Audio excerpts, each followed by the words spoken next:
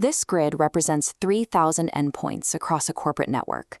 If you have to scan this network for a specific malware family, but only have 2 days, checking every machine is physically impossible. You must select a small subset of those machines to test. Look at this solid block. In research terms, this total group of 3,000 endpoints is your population. It is the complete group you want your final findings to describe. To pick machines to scan, you need a physical list, like an IT asset register. This wireframe overlay represents your sampling frame, the actual tangible list you draw your machines from. Notice these nodes that fall outside the wireframe boundary. These might be contractor laptops or unregistered mobile devices. They are part of the population, but they are completely missing from your sampling frame. From your active frame, you isolate the exact units you will observe. These 300 specific nodes form your sample. Assuming your asset register perfectly matches your total network creates immediate blind spots. How you select those final 300 machines dictates whether your test results can actually tell you anything accurate about the entire network.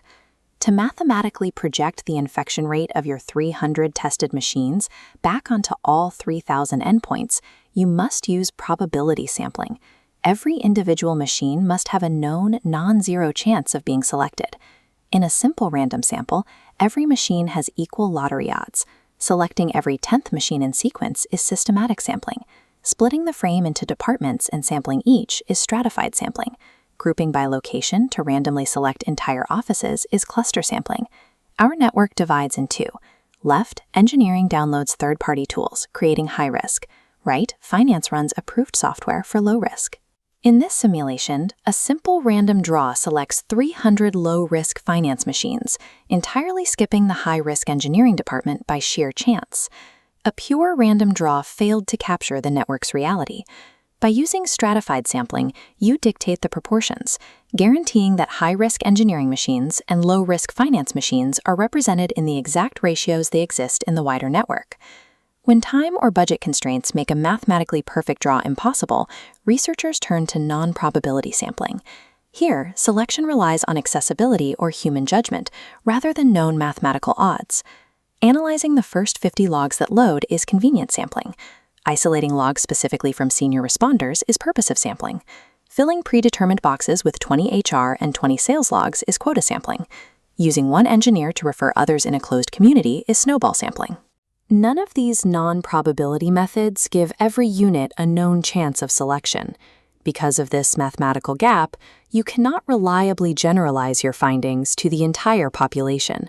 You are restricted to making claims only about the specific groups you observed. This dashboard shows a corporate phishing awareness survey, reporting that 87% of employees have strong security awareness. This diagram illustrates how that metric was generated. The survey was sent to the entire company at the top, but it filters down to include only the employees who actively volunteered to complete it. Look at the volunteers at the bottom of the funnel.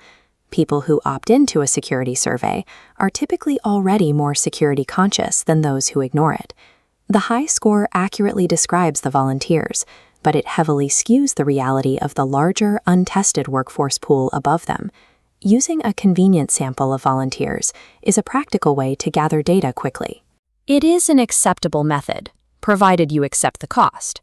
You can only claim that the volunteers are secure, not the company as a whole. Rigorous research relies on acknowledging exactly who was tested and who was left out.